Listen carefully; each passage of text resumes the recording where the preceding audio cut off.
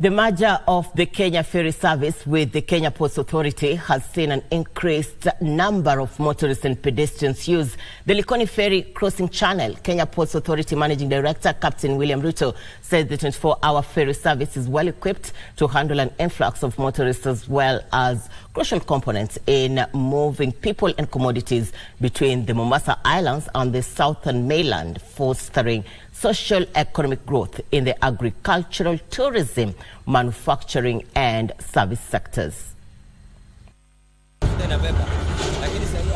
Likoni Ferry Crossing Channel has over the years been grappling with a surge in human and vehicle traffic since July 1st, when the Kenya Ports Authority suspended the Likoni floating footbridge. The Kenya Ports Authority, which took charge of the ferry operations 2 years ago, closed down the 1.9 billion shilling bridge to achieve 24-hour port services. This is after Transport Cabinet Secretary Kipchumba Murkomen and his trade and investment counterpart Moses Kuria ordered the bridge to be closed in order to facilitate the movement of ships. As a result, a raft of measures were introduced to reduce congestion and seal revenue loopholes.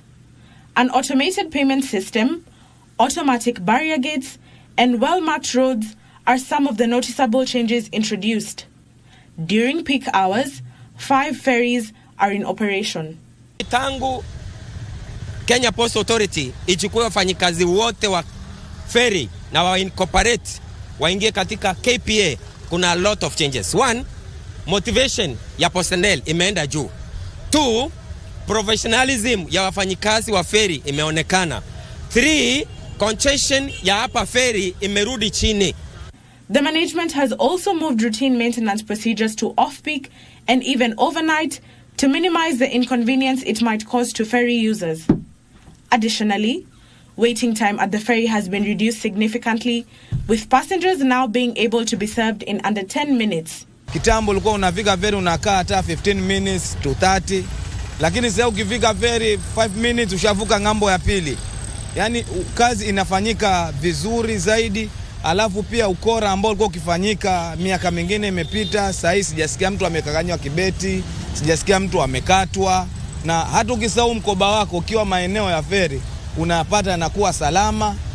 Residents lauded the move, noting that the cases of crime had reduced at the ferry, boosting tourism numbers. They also noted that they had been able to set up shop near the ferry channel, hence supplementing their income.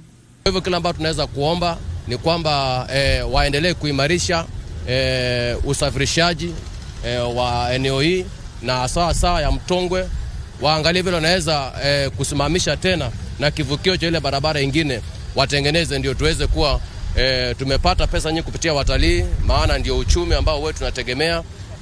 Sasa hii ferry 5 ziko kazini. Within 5 minutes umefuka. Chamu hakuna.